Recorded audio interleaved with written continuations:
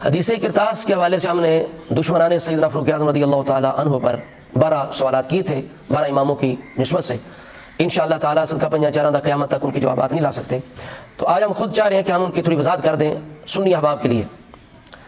بنیادی طور پر حدیث کرتاس کے بارے میں یہ سمجھیں کہ ایک تو اس کا متن جو ہے، جو مضمون ہے اصل حدیث کا، وہ مضطرب ہے، مدرج ہے، اس کے اندر بہت کمی بیشی ہے. آپ دیکھ لیں بخاری شریف کے اندر 7 مقامات پر یہ روایت آئی ہے، تو تقریباً سب کے اندر الفاظ کی کمی بیشی ہے. دوسری بات یہ سمجھیں کہ اس حدیث کے راوی ہیں عبداللہ بن عباس رضی اللہ تعالیٰ عنہما، اور اس وقت ان کی عمر ہے 13 سال، جبکہ اس حدیث کا مضمون یہ بتاتا ہے کہ اس وقت کافی تعداد کے اندر اہل بیت اور صحابہ رسول اللہ کے پاس موجود ہیں. کسی نے بھی اس انداز کے ساتھ یہ روایت جو ہے وہ بیان نہیں کی. تو اس کے اندر یہ پتہ لگتا ہے کہ یہ کوئی سازش کے تحت لوگوں نے، بعض راویوں نے اپنی طرف سے اس کے اندر کمی بیشی کی ہے. حدیث صحیح ہو، خبر واحد بالکل صحیح ہو، اس کی بنیاد پر بھی کسی جلیل القدر جو ہستی ہے، جو متقی پرہیزگار قابل اعتماد سکہ جو شخصیت ہے، اس پر حرف نہیں آ سکتا. یہ ایک اصول ہے، اس پر انشاءاللہ اس کے بعد ہم بات کریں گے. تو اس حدیث کا مضمون کیا ہے کہ رسول اللہ نے جمعرات والے دن، آپ سخت تکلیف کے اندر ہیں، لیکن حریص علیکم بالمؤمنین رؤوف رحیم، آپ کی جو شانیں ہیں اس کا آپ پر غلبہ آیا، تو آپ نے یہ کہا کہ مجھے کچھ لکھنے کے لیے دو، میں لکھ دوں تاکہ میرے باتوں بھول نہ جاؤ. تدلو کا معنی جہاں گمراہ ہونا ہے وہاں بھولنا بھی ہے، تو یہ زیادہ صحیح یہاں معنی ہے وہ ہے بھول نہ جاؤ، اس لیے کہ دین کے مکمل ہونے کے بعد ایسی کوئی چیز نہیں ہو سکتی کہ جس کے بغیر امت گمراہ ہو جائے. تو صحیح معنی اس کا بھولنا ہے، بھول نہ جاؤ. تو بعض صحابہ نے یہ کہا کہ ہمارے پاس قرآن ہے، تو رسول اللہ تکلیف کے اندر آپ کو تکلیف نہ دو، کمی تو رہ کو نہیں گئی دین کے اندر. بعض نے کہا کہ نہیں دو، اور جنہوں نے کہا کہ ضرور دو وہ کہہ رہے تھے کہ رسول اللہ حاجرہ، کیا رسول اللہ ایسی باتیں کر رہے ہیں، بے ربط کر رہے ہیں؟ ایسی بات نہیں ہے، رسول اللہ ہوش و حواس کے اندر ہے، تو دو ہمیں لکھ دیں. تو پھر رسول اللہ نے خود ہی کہا کہ مجھے چھوڑ دو. جب بار بار کہا گیا تو آپ نے فرمایا پیچھے ہٹ جاؤ، میں جس حالت میں ہوں وہ حالت بہتر ہے جس کی طرف تم مجھے بلا رہے ہو. یعنی خود ہی آپ نے لکھنا جو ہے، لکھنے کا ارادہ ترک فرما دیا. تو یہ خلاصہ ہے روایت کا. تو اس کے بارے میں جو ہم نے سوالات کیے تھے اختصار کے ساتھ، ہم چاہتے ہیں کہ بات لمبی نہ ہو جائے. تو پہلا ہم نے سوال یہ کیا تھا کہ تم کہتے ہو کہ خلافت لکھنا چاہتے تھے معاذ اللہ، اور عمر نے روک دیا، اور پھر ایسی بات کی کہ جو گستاخی بنتی ہے. یعنی جو رافضی تبرعی لائن ہے وہ یہاں عمر پر الزام لگاتے ہیں کہ عمر نے ایسی بات کی کہ جس کا مطلب ہے کہ معاذ اللہ رسول اللہ غلط باتیں کر رہے ہیں. تو ہم یہ کہتے ہیں، تم کہتے ہو کہ حضرت علی کی خلافت لکھنا چاہتے تھے، تمہارے پاس کون سی دلیل ہے کہ خلافت لکھنا چاہتے تھے؟ کوئی دلیل نہیں ہے. جبکہ الحمدللہ ہم ایسی روایتیں پیش کر سکتے ہیں کہ اگر رسول اللہ لکھنا چاہتے تو حضرت ابو بکر صدیق کی خلافت لکھنا چاہتے تھے. یہ ہمارے پاس روایت اس طرح کی موجود ہے. خلافت، حضرت علی کی خلافت بالکل نہیں لکھنا چاہتے تھے. اس کی دلیل ہے بخاری شریف کی 4447 نمبر حدیث ہے. آپ مضمون پڑھ کے دیکھ رہے ہیں کہ حضرت عباس حضرت علی سے کہتے ہیں کہ جاؤ رسول اللہ کے پاس پوچھو کہ امر خلافت کس کے لیے ہے آپ کے بعد، ہمارے لیے ہے یا کہ کسی اور کے لیے ہے. تو مولا علی شیر خدا آگے سے کیا فرماتے ہیں؟ انا واللہ لئن سألناها رسول اللہ فمنعناها لا يعطيناها الناس بعده. تو حضرت علی فرمانے لگے اگر ہم نے رسول اللہ سے پوچھ لیا، آپ نے ہم سے روک دیا، تو لوگ آپ کے بعد ہمیں دوبارہ خلافت نہیں دیں گے. وانی واللہ لا اسألها رسول اللہ، میں اللہ کی قسم رسول اللہ سے یہ سوال نہیں کروں گا. اب بتائیں بخاری شریف کے اندر بالکل واضح ہے کہ حضرت علی کا بھی یہ نظریہ ہے، عباس کو بھی خبر ہو گئی ہے. یہ تو کہتے ہیں کہ غدیر خم کے موقع پر اعلان ہو گیا تھا خلافت کا، یہ تو وصال کے قریب یہ باتیں ہو رہی ہیں کہ پوچھئے کس کے لیے خلافت ہے. تو آگے سے علی کیا فرماتے ہیں کہ نہ میں نہیں سوال کروں گا، اگر رسول اللہ نے ہمیں روک دیا تو آئندہ بھی ہمیں خلافت نہیں ملے گی. تو پتہ چل گیا ایک تو اس روایت سے کہ بالکل حضرت علی کی خلافت نہیں لکھنا چاہتے تھے.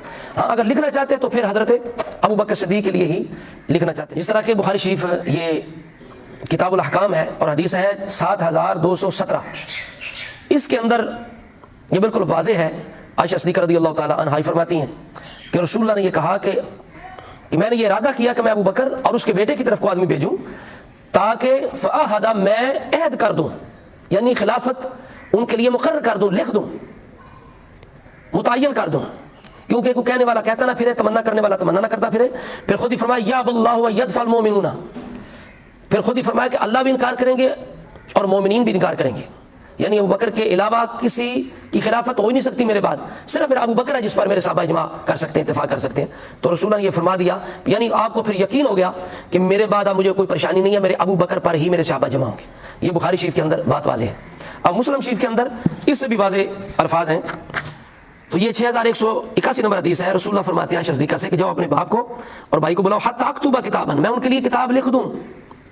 فإني أخاف أن يتمنى متمن ويقول قائل أنا أولى، کہ مجھے خطرہ ہے کوئی تمنا کرنے والا تمنا نہ کہے، کہنے والا یہ نہ کہے کہ میں زیادہ حقدار ہوں خلافت کا. وَيَأْبَى اللَّهُ وَالْمُؤْمِنُونَ إِلَّا أَبَا بَكْرٍ، لیکن خود ہی فرما دیا کہ اللہ تبارک و تعالیٰ اور مومن جو ہے وہ ابو بکر کے سوا سب کا انکار کر دیں گے. یعنی رسول اللہ خود چاہتے تھے کبھی کبھی، یہ نہیں کہ اس وقت ایک دفعہ چاہ، کئی دفعہ چاہ، یعنی آپ صرف امت کے ساتھ جو ہمدردی ہے اس کی وجہ سے کئی دفعہ آپ نے چاہا۔ اس وقت تو چلو بقول رافضیوں کے عمر نے روک دیا، یہاں تو عائشہ صدیقہ ہے، کس نے روکا؟ تو رسول اللہ خود یہاں رک جاتے ہیں اس امید پر کہ مجھے امید ہے کہ میرے ابو بکر کے سوا کسی پر اتفاق ہو ہی نہیں سکے گا، مومن بھی انکار کریں گے، رب بھی انکار کرے گا، یہ حقیقت ہے۔ اگر لکھنا چاہتے تھے ابو بکر کی خلافت، لیکن خود ہی روک گئے، کسی کے روکنے سے نبی نہیں روک سکتا، یہ واضح اس کے اندر بھی۔ یعنی بخاری شریف کے اندر یہ موجود ہے کہ جب اس کے بعد ایک دفعہ ارادہ کیا رسول اللہ نے، یہ 4431 نمبر حدیث کے اندر ارادہ کیا، لیکن جب اختلاف صحابہ کے اندر ہو گیا تو رسول اللہ نے خود ہی کہہ دیا دعونی فالذی انا فی خیر مما تدعوننی الیہ، کہ مجھے چھوڑ دو، میں جس حالت میں ہوں وہ حالت اس سے بہتر ہے جدھر تم مجھے بلا رہے ہو۔ تو خود رسول اللہ نے ارادہ ترک کر دیا، کسی کے کہنے سے رسول نہیں رکتے، اور اس سے بڑی توہین رسول اللہ کی کوئی نہیں ہے۔ یہ رافضی چاہتے ہیں کہ عمر کی توہین کرے، لیکن یہ بدبخت نہیں جانتے کہ یہ عمر کی توہین نہیں کر رہے بلکہ یہ نبی کی توہین کر رہے ہیں، علی کی توہین کر رہے ہیں، اہل بیت کی توہین کر رہے ہیں کہ نبی کسی کے روکنے سے نہیں رکتا۔ یہ کہنا کہ نبی روک گئے، وہ خلافت دیکھنا چاہتے تھے، ادھر کہتے ہیں فرض ہے خلافت، تو جو فرض اللہ کی طرف سے رسول کی طرف، تو کیا رسول کو روک جاتا ہے؟ اس سے بڑا الزام رسول پہ کوئی ہے؟ یہ رسول کے سگے، یہ رسول کے بھی دشمن ہے، اہل بیت کے بھی دشمن ہے، یہ حقیقت ہے لوگوں کی۔ یہ پہلا سوال تھا کہ رسول اگر لکھنا چاہتے تو کیا لکھنا چاہتے تھے؟ خلافت۔ اور مسند احمد کے اندر بالکل واضح الفاظ ہیں، عائشہ صدیقہ فرماتی ہیں کہ رسول اللہ تکلیف کے اندر تھے تو آپ نے فرمایا میرے لیے ابو بکر کو بلاؤ، اپنے بھائی کو بلاؤ، فلیکتب لکی لا یطمع فی امر ابی بکر طامع، فرمایا تاکہ کوئی ابو بکر کے جو امر ہے خلافت ہے اس کے اندر طمع نہ کرے۔ کتنے واضح الفاظ ہیں، یہاں رسول اللہ نے واضح فرما دیا کہ میرے ابو بکر کو ہی خلافت ملے گی، اور یہ نہ ہو کہ کوئی ابو بکر کی خلافت کے بارے میں اختلاف کرے، کوئی طمع نہ کرے۔ تو فرمایا کہ آگے یہاں بھی فرما دیا یا اللہ ذالک والمسلمون مرتین، آپ نے 2 دفعہ فرمایا کہ اللہ تعالیٰ اور مسلمان انکار کر دیں گے، بالکل واضح ہے۔ اور پھر دیکھیے یہ مسند احمد کے اندر حضرت علی مرتضی شیر خدا سے پوچھا گیا تو حضرت علی خود فرماتے ہیں لم یعہد الینا عہدا ناخذ بہ فی الامارہ، فرماتے ہیں کہ نبی علیہ السلام نے ہمیں کوئی وصیت نہیں فرمائی تھی جس پر ہم عمل کرتے، ٹھیک ہے، بلکہ یہ تو ایک چیز تھی جو ہم نے خود منتخب کی، یعنی یہ خود صحابہ نے منتخب کرنی تھی خلافت۔ پہلے ابو بکر صدیق خلیفہ ہوئے، اللہ ان پر رحمت نازل فرمائے، وہ قائم رہے اور قائم کر گئے۔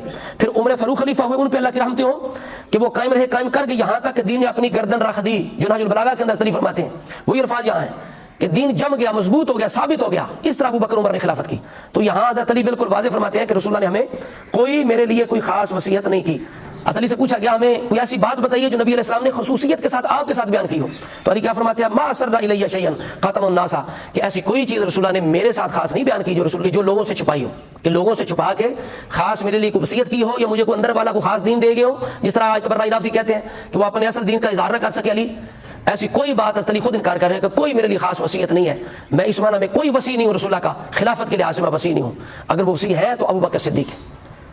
پھر اور ایک روایت ہے، یہ مسند احمد کے اندر بھی ہے اور الادب المفرد کے اندر دیگر کتابوں کے اندر ہے کہ جن میں رسول اللہ نے خاص حضرت علی سے یہ فرمایا، حضرت علی خود فرماتے ہیں کہ امرنی النبی ان آتیہ بطبق یکتب فیہ ما لا تدل امتہ من بعدہ، کہ رسول اللہ نے مجھے خاص کہا، میں خاص اس وقت حضرت علی کہتے ہیں میں رسول اللہ کے پاس تھا، مجھے کہا کہ لے کے میرے پاس لکھنے کے لیے چیز، تو مجھے یہ خطرہ ہوا رسول اللہ وصال نہ فرما جائے، میں لینے جاؤں رسول اللہ پیچھے وصال نہ فرما جائے، تو میں نے کہا کہ یا رسول اللہ آپ ویسے فرما دیں، زبانی فرما دیں، میں یاد کر لوں گا۔ تو رسول اللہ نے اوصی بالصلاۃ والزکاۃ وما ملکت ایمانکم، تو رسول اللہ نے 3 باتیں مجھے ارشاد فرمائی، نماز، زکوٰۃ اور غلاموں کے بارے میں۔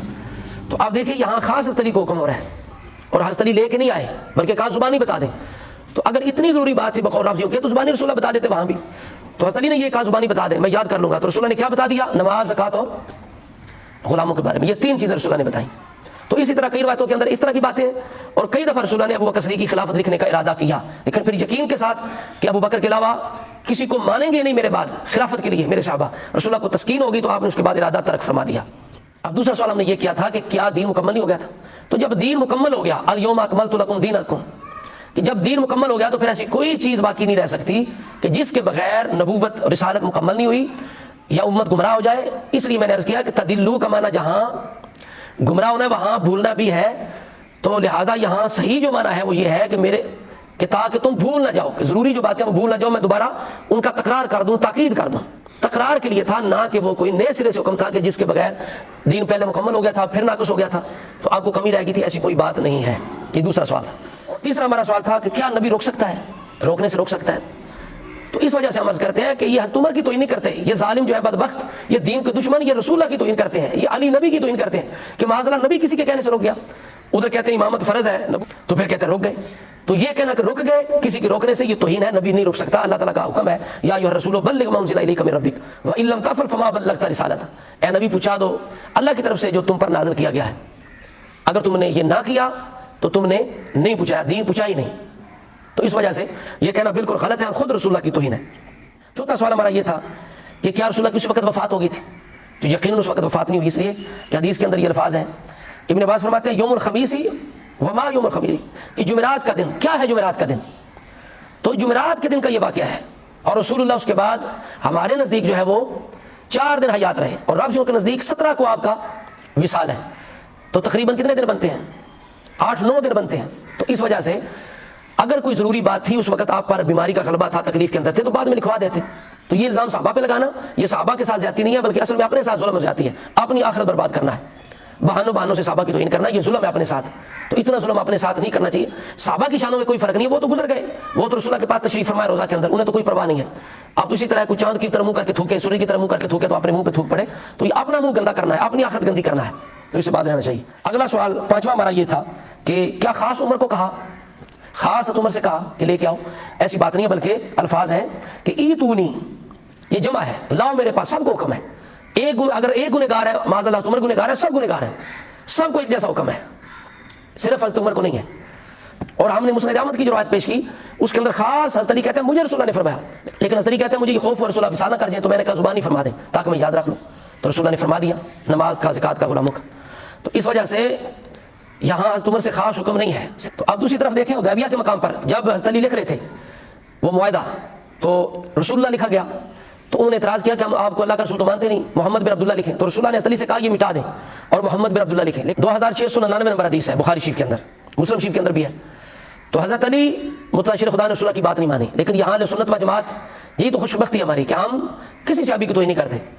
جو ناسبی ہیں خارجی وہ یہاں اعتراض کرتے ہیں حضرت علی پہ کہ حضرت علی نے رسول اللہ کی بات نہ مانی، لیکن ہم کہتے ہیں کہ یہاں حضرت علی متعاشر خدا نے ایک اصول دیا کہ الادب فوق الامر، کہ جو ادب ہے وہ امر سے اوپر ہوتا ہے، وہ زیادہ اہم ہوتا ہے۔ تو حضرت علی نے رسول اللہ کا ادب کیا، آپ کے نام کو مٹانا گوارا نہ کیا، یہ محبت علی تھی، جس طرح وہاں محبت صحابہ تھی، بعض کہہ رہے تھے لا کے دو، بعض کہہ رہے تھے نہ لا کے دو، جو کہہ رہے تھے نہ لا کے دو وہ بھی رسول اللہ کی محبت میں تھے کہ رسول اللہ کو تکلیف نہ ہو۔ تو وہاں اگر حضرت عمر کہنے والے اکیلے تو وہ محبت رسول میں کہہ رہے ہیں، رسول اللہ کے عشق میں کہہ رہے ہیں، جس طرح یہاں علی مٹا نہیں رہے محبت رسول کے اندر حدیبیہ کے مقام پر۔ اور یہ بات یہ حیات القلوب ہے، اس کے اندر باقر مجلسی نے یہ لکھا ہے کہ رسول اللہ نے حضرت علی سے فرمایا کہ محو کر دو، تو حضرت علی کیا عرض کرتے ہیں کہ من نام تورا از پیغمبری ہرگز محو نہ خام کرد، عرض کرتے ہیں کہ میں آپ کا نام کبھی بھی محو نہیں کروں گا، حضرت علی یہ کہہ رہے ہیں رسول اللہ سے۔ تو یہ ہم کہتے ہیں محبت کے لیے کہہ رہے ہیں، اس کے اندر حضرت علی پہ اعتراض نہیں ہو سکتا، اعتراض کرے گا وہ جہل ہے، وہ محبت کے انداز نہیں جانتا کہ یہ محبت کے انداز ہیں، جو بظاہر یوں لگتا ہے کہ نافرمانی ہے، نافرمانی نہیں ہے۔ تو اسی طرح صحابہ نے یہ نافرمانی نہیں کی، محبت کے اندر تھے، لیکن جو گستاخ بے ادب ہے، رافضی، ناسبی، ان کا کام ہے حضور کی آل اصحاب پہ تان کرنا، لیکن اہل سنت کی یہ خوش نصیبی ہے کہ وہ ایسی باتوں کو غلط طرف نہیں لے جاتے بلکہ اچھا مانا لیتے ہیں۔ اب یہاں یہ ایک نقطہ جو ہے ذہن میں رکھیں کہ حدیبیہ کے مقام پر خاص حضرت علی سے رسول اللہ نے کہا کہ یہ مٹا دو، حضرت علی نے نہیں مٹایا، حالانکہ مٹانا ضروری تھا کیونکہ رسول اللہ نے خود مٹا دیا۔ اور ادھر حضرت عمر کو خاص نہیں کہا، سب کو کہا ایتونی، سب کے لیے ایک جیسا حکم تھا۔ تو وہاں صرف حضرت عمر کو کس طرح نشانہ بنایا جا سکتا ہے، جبکہ یہاں حضرت علی سے خاص کہا اور ضروری حکم تھا، واجبی تھا، فرضی تھا کہ خود رسول اللہ کو مٹانا پڑا۔ تو یہاں اہل سنت اعتراض نہیں کرتے تو وہاں کیسے اعتراض ہو سکتا ہے کہ جو حکم واجبی بھی نہیں تھا، ایک تکراری تھا، امتحانی تھا، کیونکہ رسول اللہ نے بعد میں ارادہ خود ہی طرح کر دیا۔ تو جب ایک ضروری حکم کی بنا پر، عمل نہ کرنے کی بنا پر حضرت علی پر اعتراض نہیں ہو سکتا تو عمر پر کیسے اعتراض ہو سکتا ہے؟ تو یہ بات ہے عقل والوں کے لیے، محبت والوں کے لیے۔ اور چھٹا جو ہم نے سوال کیا تھا وہ یہ تھا کہ کیا حضرت عمر نے کسی کو ڈرا دیا کہ خبردار کوئی نہ لا کے دے؟ تو ایسی کوئی بات قطعاً نہیں ہے کہ حضرت عمر نے کسی کو روکا، تو لہٰذا جو روک گئے وہ اپنی مرضی سے رکے، حضرت عمر نے کسی کو روکا نہیں۔ تو صرف حضرت عمر کو نشانہ بنانا کہ انہوں نے روک دیا تو یہ بالکل ظلم ہے اور جہالت ہے۔ اور 7واں سوال ہمارا یہ تھا کہ اگر حضرت عمر نہیں لائے، ان پہ اعتراض ہے، تو حضرت علی بھی نہیں لائے، حضرت علی کیوں نہیں لائے؟ پھر جن کی خلافت لکھنی تھی وہ کیوں نہیں لے کے آئے؟ تو اس کے بارے میں ہم یہی کہتے ہیں کہ رسول اللہ نے خود ہی ارادہ طرح کر دیا ہے، اس لیے کہ یہاں صحابہ کا اجتہاد تھا، ایک طبقہ کہہ رہا تھا کہ لا کے دو، دوسرا کہہ رہا تھا نہ لا کے دو۔ تو جب رسول اللہ نے خود ہی کہہ دیا کہ دعونی، کہ مجھے چھوڑ دو، کہ میں جس حالت میں ہوں وہ بہتر ہے جس کی طرف تم مجھے بلا رہے ہو، تو صحابہ سمجھ گئے کہ رسول اللہ نے ارادہ ترک فرما دیا ہے۔ اور یہ بالکل اسی طرح ہے کہ جس طرح اور بھی اس کی مثالیں موجود ہیں کعبے کی تعمیر کے بارے میں آپ چاہتے تھے کہ مقام ابراہیم کے جو بنیادیں ان پہ میں کعبہ تعمیر کروں، لیکن رسول اللہ نے خود ارادہ ترک کر دیا کہ لوگ فتنے میں نہ پڑ جائیں۔ اور اسی طرح حضرت عمر فاروق رضی اللہ تعالیٰ عنہ کے ساتھ آپ کی موافقت کا ایک واقعہ ہے کہ ایک دفعہ حضرت ابو ہریرہ جنت کی بشارت دینے نکلے ہیں رسول اللہ کی طرف سے، لیکن حضرت عمر نے اس کو پسند نہ کیا، تو عرض کی یا رسول اللہ لوگ سست ہو جائیں گے، تو اسی پہ توکل کر لیں گے کہ جو لا الہ الا اللہ محمد رسول اللہ پڑھ لے وہ جنتی ہے، تو آپ اس طرح نہ کریں بلکہ لوگوں کو عمل کرنے دیں۔ مسلم شریف کے اندر یہ روایت موجود ہے، غالباً کتاب الایمان کے اندر ہے، 52 یا 53 نمبر حدیث پاک ہے۔ رسول اللہ نے جب عمر کا مشورہ سنا، چونکہ عمر وزیر بھی ہیں رسول اللہ کے، مشیر بھی ہیں، جس طرح رسول اللہ نے فرمایا میرے 2 وزیر آسمانوں پہ 2 زمین پہ ہیں، تو وزیر ہے مشیر ہے مشورہ دے سکتے ہیں، اور اللہ تعالیٰ نے بھی نبی علیہ السلام سے فرمایا کہ آپ ان سے مشورہ کیا کریں۔ تو حضرت عمر فاروق رضی اللہ تعالیٰ عنہ کا مشورہ رسول اللہ نے قبول فرمایا اور کہہ دیا ٹھیک ہے عمر، لوگ کام کرتے رہیں، چھوڑ دیں انہیں۔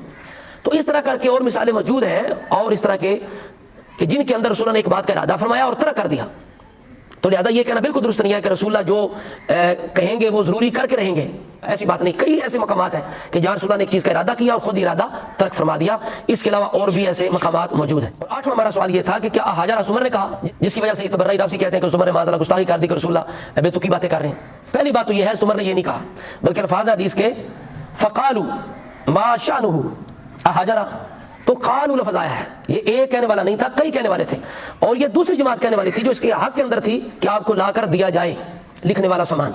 یہ ان لوگوں نے کہا عمر نے کہا ہی نہیں۔ تو ہم تبرائیوں رافضیوں سے یہ کہتے ہیں، چیلنج کرتے ہیں کہ کوئی بدبخت کوئی لعین یہ ثابت کر دے کہ عمر نے یہ الفاظ کہے ہوں، اور پھر اس کا یہ معنی لینا کہ معاذ اللہ صحابہ گستاخی کر رہے تھے، لعنت اللہ علی الکاذبین۔ کیا صحابہ کرام جیسی جو ذوات ہیں، شخصیات ہیں، وہ رسول اللہ کے بارے میں اس طرح سوچ سکتے ہیں؟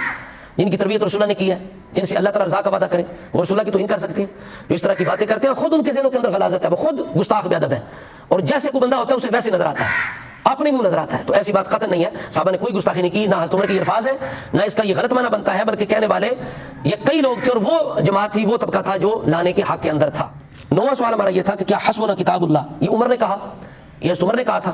یہ بھی اعتراض کرتے ہیں نا، عمر نے کہہ دیا ہمارے لیے کتاب کافی ہے، تو عمر نے کہا، تو یہ بات بھی غلط ہے اور غیر تحقیقی ہے۔ اس لیے یہ کہنے والے صرف حضرت عمر نہیں تھے، بلکہ پورا ایک طبقہ تھا صحابہ کا، چونکہ یہ حدیث کے الفاظ ہیں 4432 کے اندر، فقال بعضهم ان رسول اللہ قد غلبہ الوجع وعندکم القرآن حسبنا کتاب اللہ۔ تو یہ روایت کے اندر موجود ہے، فقال بعضهم کہ بعض نے یہ کہا، حضرت عمر نے اکیلے نہیں کہا، صرف حضرت عمر پہ اعتراض کرنا یہ بھی بالکل جہالت ہے اور ظلم ہے اپنے ساتھ۔ اور 10واں ہمارا سوال یہ تھا کہ کیا حسبنا کتاب اللہ کہنے سے حدیث کا انکار لازم آتا ہے؟ تو یہ جہالت ہے، اس لیے کہ مفہوم مخالف ہر جگہ معتبر نہیں ہوتا، اور اس کا یہ مطلب نہیں ہو سکتا جس طرح کوئی کہے حسبنا اللہ کہ مجھے اللہ کافی ہے، تو کوئی بھی اس سے یہ معنی نہیں لے گا، کوئی جہل ہی لے سکتا بے وقوفی کہ یہ کہہ رہا ہے کہ مجھے رسول کی ضرورت نہیں ہے، بلکہ اس کا یہ مطلب ہے کہ اللہ تعالیٰ حقیقی طور پر اللہ کافی ہے، اور اللہ کی عطا سے اس کے بندے مدد کرتے ہیں، یا وہ بھی کافی ہیں، یہی اس کا معنی ہو سکتا ہے۔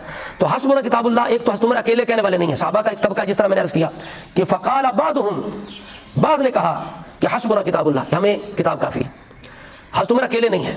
اور پھر حضرت عمر فاروق جو ہے وہ تو حدیث کی تحقیق کے لیے، حدیث کی تعلیم کے لیے صحابہ کو خود بھیجا کرتے تھے علاقوں کے اندر، اور حدیث کے اندر بڑے محتاط تھے، آپ سے تقریباً 70 کے قریب مرفوع جو حدیث ہے حضرت عمر نے روایت کی ہے۔ اور اگر یہ کہنا حسبنا کتاب اللہ کہنا کتاب کافی ہے، اگر یہ زیادتی ہے، بے ادبی ہے، حدیث کا انکار ہے، تو یہی بات نہج البلاغہ کے اندر علی المتنشر خدا نے کہی، یہ شرح ابن محسم ہے، جلد نمبر اس کی 3 ہے اور صفحہ نمبر 350 ہے۔ حضرت علی قرآن مجید کی شان بیان کر رہے ہیں کہ قرآن پاک کتنی عظیم شان کتاب ہے، آپ فرماتے ہیں وَاعْلَمُوا أَنَّهُ لَيْسَ عَلَىٰ أَحَدٍ بَعْدَ الْقُرْآنِ مِنْ فَاقَةٍ۔ حضرت علی بھی وہی فرما رہے ہیں کہ جان لو کہ قرآن کے بعد کسی کو بھی کسی چیز کی حاجت نہیں رہتی، قرآن اتنی عظیم چیز ہے۔ یہی الفاظ جو صحابہ کہہ رہے ہیں بخاری کے اندر ہے، وہ نہج البلاغہ کے اندر بھی ہے، حضرت علی بھی وہی فرما رہے ہیں کہ جس کے پاس قرآن ہے اسے کوئی حاجت نہیں رہی، اسے کوئی کمزوری نہیں ہے۔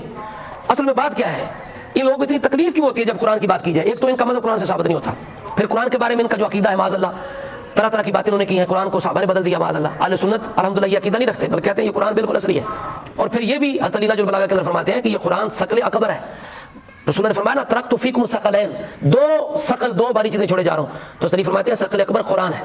اس کی وجہ کیا ہے؟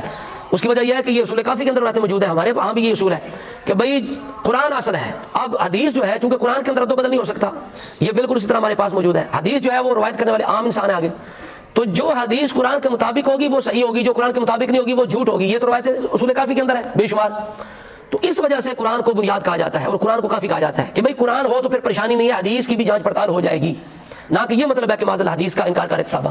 اور اصل میں جو حضرت عمر نے جواب دیا یا بعض صحابہ نے یہ کہا ہمارے پاس قرآن ہے کافی ہے، یہ خود رسول اللہ کی تعلیم یافتہ ایک بات تھی، خود بتائی ہوئی بات تھی، جو حجۃ الوداع کے موقع پر رسول اللہ نے فرمایا تھا۔ یہ ایک سبق تھا، گویا کہ رسول اللہ امتحان لے رہے تھے کہ میرے صحابہ کو وہ سبق یاد ہے یا نہیں ہے۔ تو جب رسول اللہ نے ارادہ کیا لکھنے کا تو پھر صحابہ نے آگے سے کہا قرآن کافی ہے، تو رسول اللہ کو تسکین ہو گئی، اطمینان ہو گیا کہ میرے صحابہ نے سبق یاد رکھا ہوا ہے جو میں نے انہیں سکھایا تھا کہ قرآن جو ہے وہ خاص چیز ہے، اگر قرآن کو چھوڑ دو گے تو گمراہ ہو جاؤ گے۔ تو رسول اللہ نے جب یہ سنا کہ میرے صحابہ نے میرے سبق کو یاد رکھا تو رسول اللہ کو سکون ہو گیا۔ اس کے بعد رسول اللہ نے کہا ہی نہیں، خود ارادہ ترک فرما دیا۔ یہ دیکھیے مسلم شریف ہے، اور مسلم شریف کی یہ روایت ہے، یہ 2950، یہ کتاب الحج ہے اور باب حجۃ النبی، تو اس کے اندر یہ کافی طویل حدیث پاک ہے۔ تو رسول اللہ نے حجۃ الوداع کے موقع پر خطبہ دیتے ہوئے یہ ارشاد فرمایا وَقَدْ تَرَكْتُ فِيكُمْ مَا لَن تَضِلُّوا بَعْدَهُ۔ اب دیکھ لیں وہی الفاظ ہے جو بخاری شریف کے اندر یہ ہے کہ میں لکھ دوں تم گمراہ نہ ہو جاؤ، لن تضلوا، یہاں بھی لن تضلوا ہے کہ میں تمہیں چھوڑے جا رہا ہوں، قَدْ تَرَكْتُ فِيكُمْ مَا لَن تَضِلُّوا بَعْدَهُ إِنِ اعْتَصَمْتُم بِهِ، اگر تم اسے تھام لو تو گمراہ نہیں ہو، تمہارے اندر چھوڑے جا رہا ہوں کیا؟ کتاب اللہ، اللہ کی کتاب۔ یہاں رسول اللہ نے صرف کتاب اللہ کا ذکر فرمایا کہ میں تم میں جو چیز چھوڑے جا رہا ہوں تم میرے بعد گمراہ نہیں ہوگے اگر تم اس کو تھامو گے، وہ کیا ہے؟ کتاب اللہ۔ اب دیکھیے ایک جیسی بات ہے، جو رسول اللہ نے یہاں سبق دیا حجۃ الوداع کے موقع وہ صحابہ نے یاد رکھا، وہی سنا دیا، رسول اللہ کو تسکین ہوگی۔ پھر حضرت عمر وہ ہے، میں نے عرض کیا کہ حضرت علی فرماتے ہیں کہ ہمیں اس بات میں کوئی شک نہیں ہے کہ حضرت عمر کی زبان پر سکینہ نازل ہوتا ہے، سکون نازل ہوتا ہے۔ تو جو حضرت عمر نے بات کی رسول اللہ کو سکون ہو گیا۔